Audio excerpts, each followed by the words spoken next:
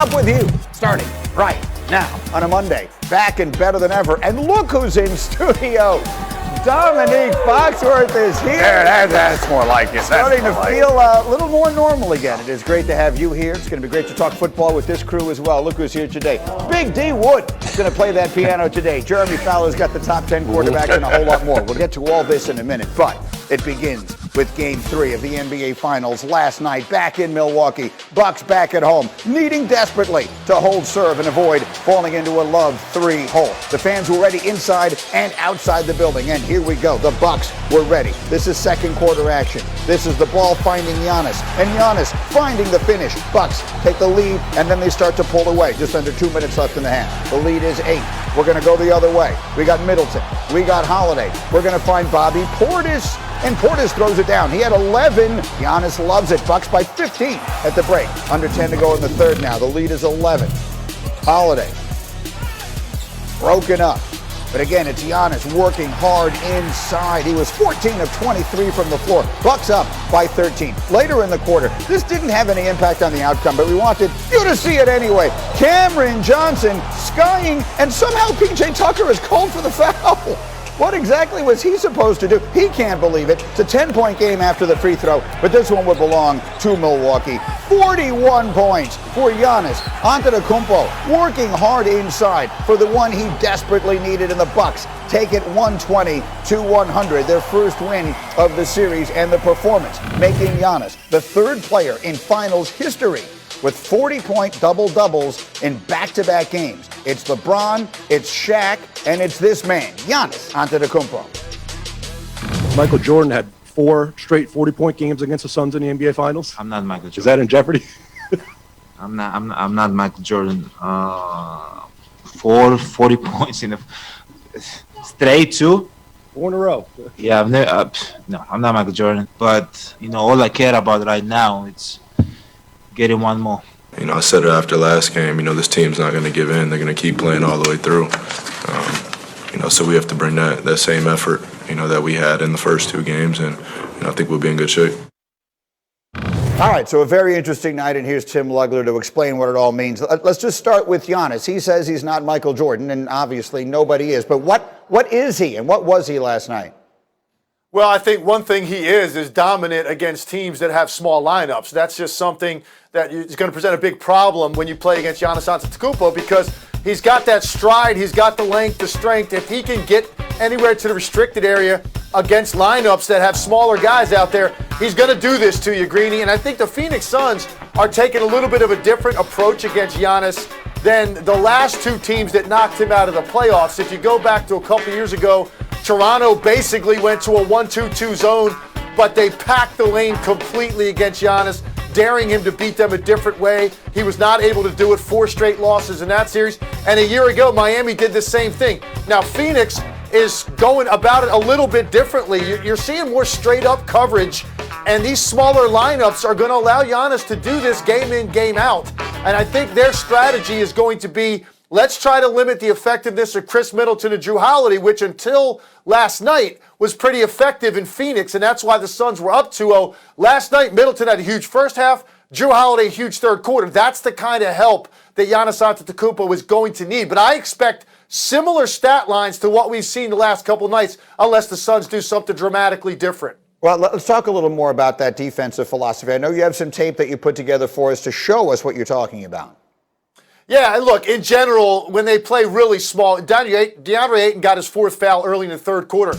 And when the Suns went to this small line, went to this zone, here's some of the issues it presents. In the zone defense, you don't have specific box-out responsibilities. You see 5 guys watching the basketball. These are smaller guys, guards and wings on the floor. Bobby Portis goes and gets the offensive rebound. That was a big factor in the third quarter.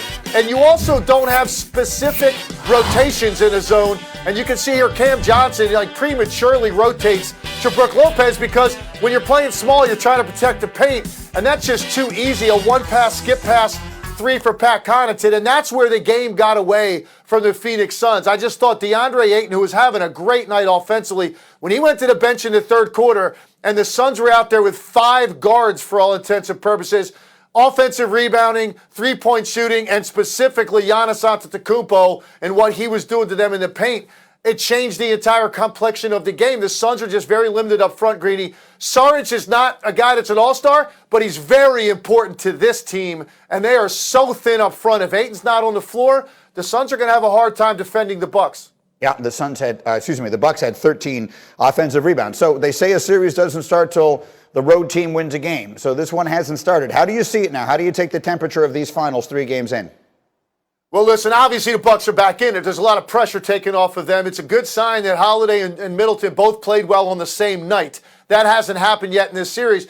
But here's the one thing we don't know yet. If DeAndre Ayton doesn't get in foul trouble, are the Bucks going to be able to guard the Phoenix Suns for 48 minutes? They haven't done it to this point. Even last night, Ayton was destroying them. We know the Bucks couldn't defend them in the first 2 games in Phoenix. So that's still the one question that's out there. The Bucks haven't solved that riddle yet. They caught a break last night in a depleted Suns front line and a small team that couldn't guard them, and they've gotten themselves back into the series.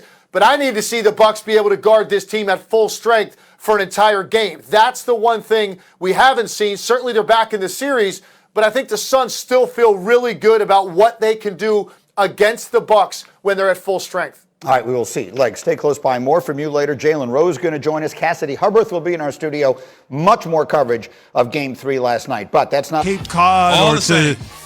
All the same. It's not the same. It's the same. The Hamptons. You are not bringing Nantucket, the Same. You're not Maine, packing the what's same. another one, Foxworth? Is Cape Cod. It's Same. All the the Hamptons same. and the Same. Cape and Maine are all the same. Same thing. You aren't packing the same way. Same thing. Okay. So it's different if I you're not am. Same.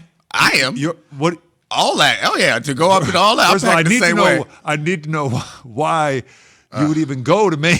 That's the point. If I'm going there, I need to pack for safety, for protection, because they don't want me there, and I don't want to be there. Dominic Foxworth joins us here in the studio. You are here to talk sports with us. Keyshawn J. Will Okay. Subin. We bringing you in to make sure that we're going to talk sports. You don't have to worry about anything else. All right, we don't have appreciate that on the docket today. No. Well, like I said, I just felt like this was a discussion that we needed to have because what Neek said, which I found really interesting. Because every time, typically, when Neek is on with us, it's not It's like bigger sports-related. picture There's issues, bigger issues amongst things that go on in our community. So I just wanted to assure him that it's we're more of not a- going that direction more of a today. somber conversation. We're gonna really talk about One of those things where sports. I set it up and then lay out. And then you Respectfully say, lay out. At the end, you say, "I'm happy we were able to have that conversation." Yes, that. And then we go to commercial. I feel like it was very important to be part of that conversation. Thank you. I understand. Look, I understand more now. I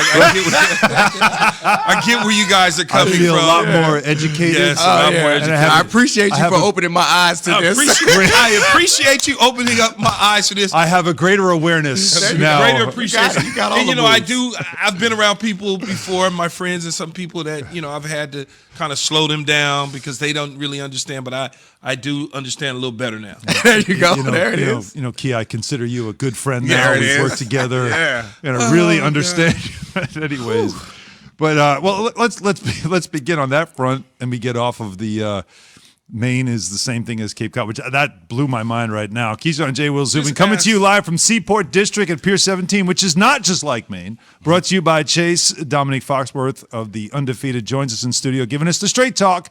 Brought to you by Straight Talk Wireless. No contract, no compromise. What'd you think of Game 3 last night, NBA Finals? Did the Bucks get back in the series, or they do just what a home team's supposed to do, ride off the crowd momentum and have a terrific performance? I mean, both. Giannis is incredible. Like, that was out of this world. But the key to it is Aiden, right? Like, that's what it came Foul down trouble. to me. It's like they don't have anybody on that team that can do anything with Giannis other than DeAndre Ayton. Defensively and offensively, he means a lot to them. So if they can keep him healthy, keep him on the floor, and they don't have to – I love Frank Kaminsky. Actually, that's not true. I don't love him. He's Frank Kaminsky is a serviceable NBA player, but I mean, without Saric and the interior, they had so many offensive rebounds. Yeah.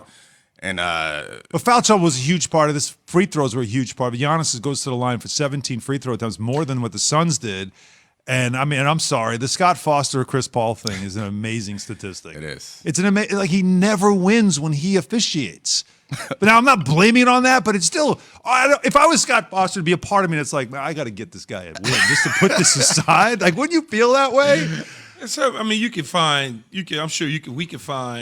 in sports all those type of little narratives with players and referees or stadiums and players or times and players. You really break it down, you can find some stuff like that. But just happens to be that way. Like It's Joe not West, Joe West and a certain pitcher. Like there's Yeah, always going to be it's something. always something like that. Right, but still, that was a big part of the story. But again, like as we watched the game, did the Bucks do something that made you think, all right, this is because after 2 games, how many experts were saying, wow, the Suns are just too much for the Bucks. The Suns are too much for the Bucks. Like it's not Living in going the to. moment, This could be though. over in 5. But you can live in the moment at that point in time. Because clearly, You live game to game. Clearly, the Suns are a good basketball team, but they're not over. This is not. We're not looking at a Suns team that is, and I just stay in the West. That is the Golden State Warriors of the Kevin Durant. Mm-hmm. That's not what we. It wasn't that where you was like, well, they don't have a chance in the world. Yeah. You got to remember,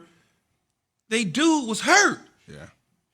Giannis was hurt. And I think You gotta factor that part into of the reason it. why we were so high on the Suns is they got a number of ways to score, and it feels like Milwaukee doesn't. So like they can go through the pick and roll with Chris Paul, and he can find 12 ways for you to score just off of that. They can go ISO with Devin Booker. They even posted up Ayton, which nobody does post moves anymore. A couple times last night, they just threw it to him in the post. He actually hit a couple of face-up and he jumpers too. Just ISO with Ayton. So that's like gives you, because we are so obsessed with offense in general, Key. We love offense, that we look at it and we think that that is all that matters. And I think that we saw a little bit last night that Giannis's flexibility on defense and his ability to attack the basket when they don't have an interior presence, like he crushes their defense when they don't have an interior presence. That opens it up for And everybody. on top of that, like Nick was saying, though, you have this impression of offense and you're so enamored with it that to the point where Devin Booker was the next Kobe Bryant.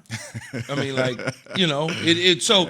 there is no next Kobe Bryant on Milwaukee, right? There's not that. There's no story to tell for Milwaukee. You've got to kind of find a manufactured story, so to speak, with Giannis, where Devin Booker just becomes a natural story because of Kobe Bryant. Right. And so it's like, that's just natural. It's like, oh, okay, he's going to be the next Kobe Bryant. Look, he talked to Kobe. Kobe told him this. Be legendary. And so you root for them even though you're not rooting for him. You're rooting for Chris Paul, even though you're not rooting for him. It's just like everybody is saying Chris Paul needs to get one. So you just naturally fall in love with the Phoenix Suns. They can't do any wrong, so to speak. Yeah, and in the NBA, we know that it comes down to like closing games. It's something a narrative we all like to lean on, and it's true most of the time.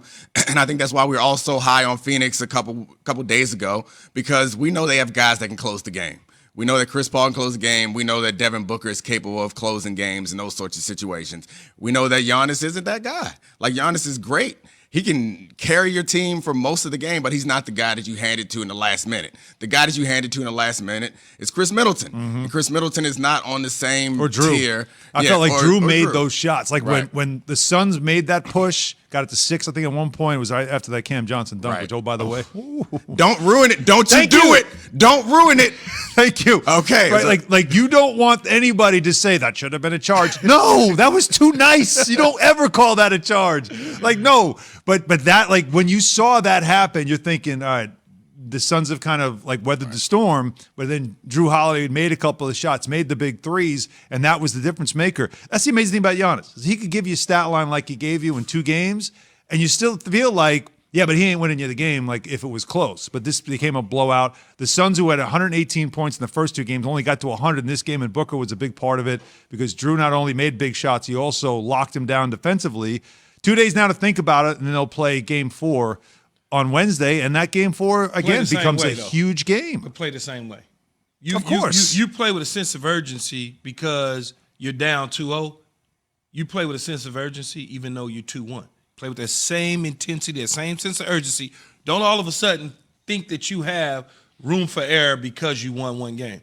If I'm Drew, I'm in him. He ain't going to get no room. I'm up on him. Can't breathe. He going to smell my breath all day long. That's got to be everything that he's about now. And again, being at home, we're seeing that too. Teams with not a lot of finals experience. Teams also with younger, with a younger core, especially on the Sun side of things. They played great at home. Didn't look the same on the road. Home and road, that's what the home court advantage. That's where it really matters the most. there's a lot more to get to, certainly on the NFL side of things, as we're less than 10 days away from training camps starting to open up in the league. And that, of course, the all eyes on Aaron Rodgers and whether or not he's going to be there for the Packers. He kind of left – I feel like he left the door open. I feel like he left the door open over the weekend with what he said about how in a couple of weeks he'll have a decision. I can't put words behind exactly why, but I'm with you. Like, it feels like I feel more confident that he's going to show up now. Thank you. And he didn't say anything that meant anything. You know what I mean? Like, he was like, we'll find out in a couple of weeks. But for some reason, this morning I woke up like, I think Aaron Rodgers is going to show up. I feel strongly that he's not going to play games. He's either going to show up on day one or he's going to sit out the season. Or make it clear I'm not coming back at all. Because he wants to win a championship, obviously. He's going to – what makes it gives them the best chance of winning is him showing up on day one and giving all the practice and all the reps. Yeah, showing up like a week before the season starts. That's not going to help anybody. Yeah. That's going to make his season worse, make the team worse, and it's not going to get him what he wants. It's going to make him look bad. The thing is, we don't fully know what he wants. We just know he's like annoyed and like his feelings are hurt. But we don't really know what he wants. It's not like he's made it clear, I want a new contract, I want to get traded. He just kind of said that. I'm not happy. Yeah. I feel like taking the offseason off. So I don't want to do any mini camp. So why even do all this thing? What you doing all this for? Make him twist. If you go play football, it's the one just power play he's damn got. Football, man, and stop playing all these games. Like, just play football. If you gonna play, play. Stop playing games and making people chase you around to get a story. If you ain't going in, don't go in. If you going in, go in. Well, the exact quote from the American Century Championship, the one in Tahoe that everybody, all the pros were at, he said, I'm going to enjoy the hell out of this week, and then I'm going to get back to working out and figure things out in a couple of weeks. So that's what's going to happen on that front.